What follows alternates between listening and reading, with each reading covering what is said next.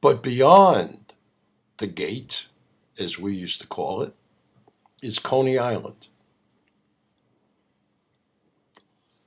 a wonderfully depraved and degenerate playground and carnival where poor and middle class Jews and Italians with tattoos and at that time duck's ass hairdos roamed.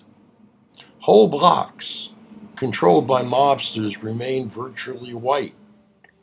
Working class black families were scattered in two and three family dwellings and in the few public housing projects built in the early to mid 1950s. In summer, busloads of blacks from all over the metro area came to play and bathe in the polluted surf and sea. It was the most fascinating schizophrenic enclave I've ever had the pleasure of contending with. There was a romance about Coney Island that was not lost on women. The way memory and love are like the filaments of cotton candy spinning is marvelous to behold. If the teller of tales is also the weaver of seduction, then Coney was a perfect playground of myth, my own included. Presently, Coney Island has the corrupt federal housing glow about it. Those cookie cutter prefab looking homes line treeless blocks across from rubble strewn lots. It is a depressed area and has been for a long time. If it were still a slum, it would have more character than it has now. Instead, it is like an AIDS patient playing host to itself. Only a few blocks remain relatively unscathed and lifelike.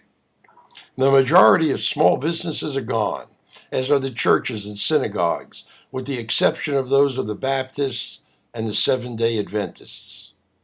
If it were simply neglect, it might provoke anger.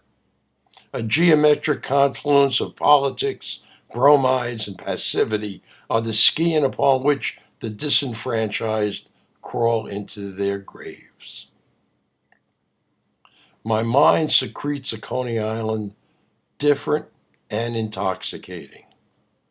First, in the late 1950s and early 1960s, it was relatively safe, alive with the peoples and commerce all year long.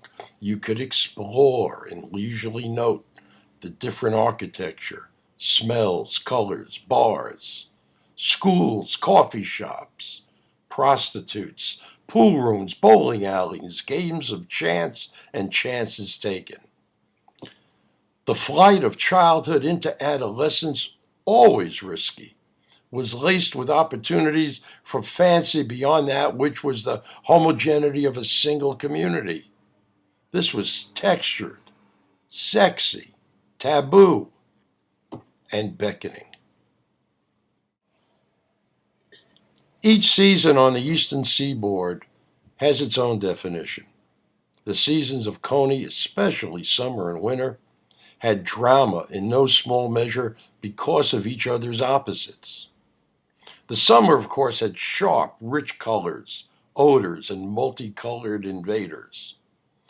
Handheld children lost or in flight, lovers above or below the boardwalk, littered with food wrappers, condoms, bottles of wine and quarters, the pitch of hucksters and sucker moans, old, thick yellow oil of Nathan's French fries, bubbling vats of steam, and huge metal baskets dripping, coming over the shoulder and down into tray tables. Hundreds of frankfurters charring on grills, popping with juices hissing. Three coasters rolling and rocking, parachute jumpers screaming, Ferris wheel lovers spinning crazy into a firecrackered night, and the cops riding into the Mermaid Avenue Lounge on horseback, nightsticks swinging to break up and cause melees on hot, humid summer nights as the L above ferried in and carted off those too alive to listen or too dead to care. Winter wrapped itself like a hopper painting around Coney. Light like scalpels exposed the solitude of form, shuttered and bare. Figures given the grace of anonymity for almost 3/4 of the year were violated by their own step. And red-lit room in the transient Hoover's Hotel across from Nathan shone red with a summer remnant. Wool peacoats and beanies hung from store windows. Fires burned in trash cans next to fruit stands. The fish counter of Nathan's was a steam room, and the residents had it all to themselves. These dichotomies were seamless, like the ones that existed between the Seagate boys versus the Coney Island boys, and the Coney Island girls versus the Seagate girls.